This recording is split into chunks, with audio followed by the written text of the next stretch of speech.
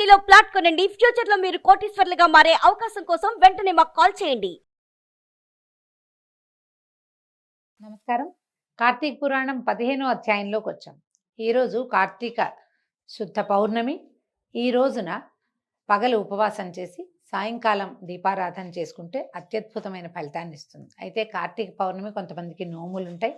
ఎవరి నోముల విధానాన్ని వాళ్ళు పాటించవచ్చు. నోములు లేని వాళ్ళు పగలు ఉపవాసం చేసి సాయంకాలం మనకి చుక్కలు కనపడంగానే 365 ఒత్తులు, అంటే సంవత్సరం అంతా మనం దీపారాధన అప్పుడప్పుడు వానేసినా కుదరకపోయినా ఈ ఒక్క రోజున ఎక్కువ ఒత్తులు, సంవత్సరానికి సరిపడా అన్ని ఒత్తులు వెలిగించుకునే విధానం ఒకటి కనపడుతుంది.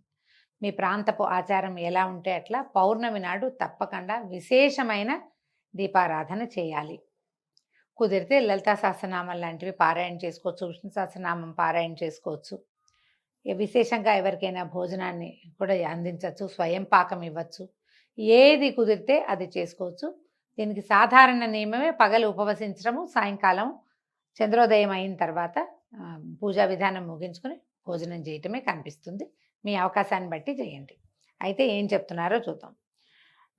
వశిష్ఠ మహర్షి జనక రాజర్షికి చెప్తున్నారు. ఈ కార్తీక మహాత్మ్యము విన్నవారికి చెప్పేవారికి కూడా పుణ్యాన్ని కలిగిస్తుంది, పాపాన్ని నశింపజేస్తుందట.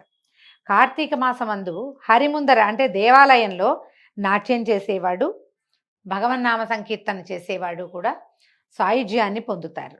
ద్వాదశి నాడు దీపమాలార్పణ చేసేవాడు హరికి దీపమాలార్పణ చేస్తే వాడికి వైకుంఠం లభిస్తుందట. శివుడికి కనుక దీపమాలార్పణ చేస్తే కనుక వీళ్ళకేమో కైలాసం లభిస్తుంది, కైవల్యం లభిస్తుంది. కార్తీక మాసమందు శుక్లపక్షంలో సాయంకాలం అందు విష్ణు పూజ కానీ శివ పూజ కానీ చేసేవాడు స్వర్గాధిపతి అవుతాడు. నెల రోజులు నియమంగా ఆలయ దర్శనం చేసేవాడు, శివాలయం కానీ విష్ణువాలయం కానీ ప్రతిరోజు 30 రోజులు మానేయకుండా దేవాలయ దర్శనం చేసేవాడు. వాడు అసలు దర్శనానికి నడిచి వెళ్తూ ఉంటే ఒక్కొక్క అడుగుకి ఒక్కొక్క అశ్వమేధ యాగ ఫలితాన్ని పొందుతాడట. మన ఇంటి నుంచి దేవాలయానికి నడిచి వెళ్తాం కదా, ఆ దూరాల్లో ఒక్కొక్క అడుగుకి ఒక్కొక్క అశ్వమేధ యాగ ఫలితం వస్తుంది. కార్తీక మాసమందు దేవాలయానికి వెళ్ళి దైవాన్ని దర్శించేవాడు. ఒకవేళ ఒక్కొక్కసారి ఏమవుతుంది, రోడ్డు మీదే మనకి దేవాలయం కనపడుతూ ఉంటుంది. దేవాలయాలు కనిపిస్తాయి, అక్కడ ఒక్క అడుగు ఆగి మనం వెళ్ళేటప్పుడు ఇట్లా ఇట్లా ఇట్లా అంటారు. చాలా మంది ముదు కూడా పెట్టుకుంటారు. ఇట్లా అంటాం కాదు, అభిముఖంగా తిరిగి వెళ్ళిపోతూ కాకుండా దేవాలయానికి అభిముఖంగా తిరిగి దర్శనం మొత్తం స్వరూపాన్ని చూస్తే కనుక వాళ్ళకు కూడా సాయుధ్యం లభిస్తుందట. బ్రాహ్మణులతో కలిసి ద్వాదశి నాడు బ్రాహ్మణులతో కలిసి హరికి గంధంతో పుష్పములతోటి అక్షతలతోనూ ధూప దీపాలతోనూ ఆజ్య భక్ష నైవేద్యాలతోని పూజించే వాడి పుణ్యానికి మితి లేదు. మనం దీనికి ఏం చెప్పుకుంటున్నాం అంటే, వనభోజనం చేసేటప్పుడు తప్పకుండా ఆరాధన జరిపించుకోవాలట. రుద్రాభిషేకం కుదిరితే చేయొచ్చు. సాలగ్రామ ఆరాధన ఉసిరి చెట్టు కింద విశేషమైన ఫలితాన్ని ఇస్తుంది. అందరితో కలిసి ఆయనకు సమర్పించి అక్కడే వంటలు చేసి ఆ వంటని నివేదన చేసి ఆ నివేదన చేసిన ప్రసాదాన్ని అందరికీ వడ్డించి వాళ్ళందరూ భోజనం చేస్తే అత్యద్భుతమైన ఫలితం లభిస్తుందట. తర్వాత శుక్ల ద్వాదశి నాడు విష్ణువాలయమందు కానీ శివాలయమందు కానీ దీపములు వెలిగించి సమర్పించిన వాడు విమానం ఎక్కి దేవతా బృందంతో కొనియాడబడుతూ దైవలోకాన్ని చేరుకుంటాడు. కార్తీక మాసము నెల రోజులు దీపం పెట్టలేనివాడు శుక్ల ద్వాదశి నాడు, చతుర్దశి నాడు, పూర్ణిమ నాడు కనీసం 3 రోజులు ఆయన దీపం పెట్టాలట. కార్తీక మాసమందు దైవ సన్నిధిలో ఆవుని పాలు పితుకున్నంత కాలం దీపం ఉంచిన ఎడల కూడా పుణ్యవంతుడు అవుతున్నాడు. ఎంతసేపు అంటే ఒక 10 నిమిషాలు 8 నిమిషాలు మనం దీపం పెట్టాం, ఒక 7-8 నిమిషాలు అది వెలిగినా కూడా పుణ్యం వస్తుంది. తర్వాత ఇంకేం చెప్తున్నారు, సరి సన్నిధిలో ఉంచిన పరుని దీపాన్ని బాగు చేసిన వాడు కూడా విగత పాపడవుతాడు. ఎవరో దీపం పెట్టారు, ప్రమిద నిండా నూనె ఉంది, దీపం మలిగిపోతుంది లేదా వెనక్కి ఒత్తి జారిపోయింది, ఒక్కోసారి కొడిగట్టి ఆరిపోతుంది కదా, మన గాలి తగిలి దీపం కొండెక్కుతుంది కదా, అలాంటప్పుడు వాళ్ళు పెట్టిన దీపమైనా కొద్దిగా ఎగసం దూసినా కొంచెం మన చేతిలో ఉన్న దీపంతో ఆ దీపాన్ని వెలిగించినా కూడా పాపాలు పోతాయట. ఇగో దీపం నశిస్తే దాన్ని తిరిగి వెలిగించేవాడు కూడా దారుణమైన పాపాలు పోగొట్టుకుంటాడు. దీంట్లో ఒక ప్రత్యేకమైన పూర్వగాథ ఉందట. దీన్ని వింటేనే పాపం నశిస్తుందట. చూద్దాం ఏం చెప్పారు. సావధానంగా వినండి. పూర్వమందు సరస్వతి తీరంలో సృష్టి మొదలు పూజా నైవేద్యాలు లేక జీర్ణించినటువంటి ఒక పరమ పురాతన విష్ణువాలయం ఒకటి ఉండేదట. కార్తీక స్నానార్థము కర్మనిష్ఠుడగు ఒక యతీశ్వరుడు ఈ సరస్వతి నదీ తీరానికి వచ్చాడు. వచ్చి ఇది ఏకాంతంగా తపస్సుకి అనుకూలంగా ఉన్నదని ఎంచి ఆ జీర్ణాలయం అందున్నటువంటి ధూళిని దుమ్ము ధూళి అంతా శుభ్రం చేసి అక్కడ ఇక్కడ అకటావికటంగా ఉన్నటువంటి చెట్ల కొమ్మలు అవి కొట్టేసి బూజులు తుడిచి శుభ్రం చేశాడు. తర్వాత ఏం చేశాడు, దగ్గరలో అంటే ఇలా అంతా నీళ్లు చల్లి తుడిచాడు. తుడిచిన తర్వాత చుట్టూతా ఉన్న గ్రామాలు చూశాడు. దగ్గరలో ఉన్న గ్రామానికి వెళ్ళి నూనె 12 దీపపాత్రలు అంటే ప్రమిదలు తెచ్చి దీపాలు వెలిగించి హరికి సమర్పించి ఈయన తపస్సులో ఉన్నాడు, సమాధిలో ఉన్నాడు. అంటే బహుశా మెడిటేషన్ చేసుకుంటాడనమాట, ధ్యానంలో ఉన్నాడు. యతీశ్వరుడు ఇట్లు చేయుచుండగా కార్తీక శుక్ల ద్వాదశి నాడు రాత్రి ఒక ఎలుక ఆహారం కోసం తిరుగుతూ విష్ణువుకు ప్రదక్షిణం చేసి మెల్లిగా ఈ దీపాల దగ్గరికి చేరింది. ఎలుక వచ్చిన తోడనే జ్వాల తగ్గిపోయి అది అక్కడికి వచ్చి జ్వాల తగ్గిపోయి కేవలం ఒత్తితో ఉన్నటువంటి పాత్రను చూసి దాని దగ్గరనే జ్వాలతో కూడినటువంటి ఒత్తిని చూసి అందున్న నూనెని భక్షించి దాన్ని తీసుకుని జ్వాల లేని ఒత్తిని కూడా గ్రహించిందట. అందులో జ్వాలతో ఉన్న ఒత్తి సంపర్కం వల్ల జ్వాల లేని ఒత్తి కూడా అంటుకుంది. ఇది లాక్కొచ్చింది, దీనికేమో జ్వాల ఉంది, ఆ ఒత్తి పుచ్చుకొచ్చింది. ఈ రెండో పక్కనేమో వెలిగి లేదు, దీపం కొండ మలిగిపోయింది. ఈ ఒత్తితోటి ఎలుక ఈడ్చుకొచ్చిన ఒత్తితోటి ఆ మలిగిపోయిన దీపం కూడా అంటుకుని వెలిగిందనమాట. వెలిగేసరికలు రెండు మండేసరికలు రెండు కలిసి భగ్గుమని మంట పెద్దది వచ్చింది. దాంతో ఇది కంగారు పడి ఎలుక భగ్గుమనేసరికి ఇంకా అందులో ఉన్న నూనెని పీల్చలేకపోయింది, వదిలిపెట్టేసింది. అయితే ఏమైంది, ఈ కార్తీక శుక్ల ద్వాదశి నాడు హరిసన్నిధిలో యతీశ్వరుడు వెలిగించిన దీపాన్ని నశిస్తే దాన్ని ఎలుక తిరిగి వెలిగించడం వల్ల దాని పూర్వపుణ్య వశం వల్ల ఆ రాత్రి అక్కడే చచ్చిపోయిందట. ఆ ఎలుక చనిపోయి దేహాన్ని వదిలి దివ్య దేహధారిగా మారింది. ఆ శరీరం ఎలుకలోంచి బయటకు వచ్చింది, దివ్య స్వరూపం వచ్చిందట. అది చూశాక ఏమైంది, ఏతి అప్పటిదాకా తపస్సులో కూర్చున్నాడు, ఉన్నట్టుండి ఒక పెద్ద వెలుగు వచ్చింది. ఆ వెలుగుకి కొంచెం ఆయన కదిలి సమాధిలో నుంచి కళ్ళు తెరిచి చూశాడట.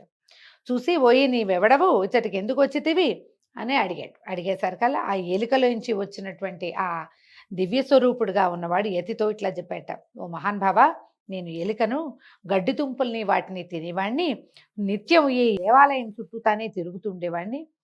ఎలుకనైన నాకు ఇప్పుడు దుర్లభమైన మోక్షం లభించింది. ఇది ఏ పుణ్యం వల్ల లభించిందో నాకైతే తెలియదు.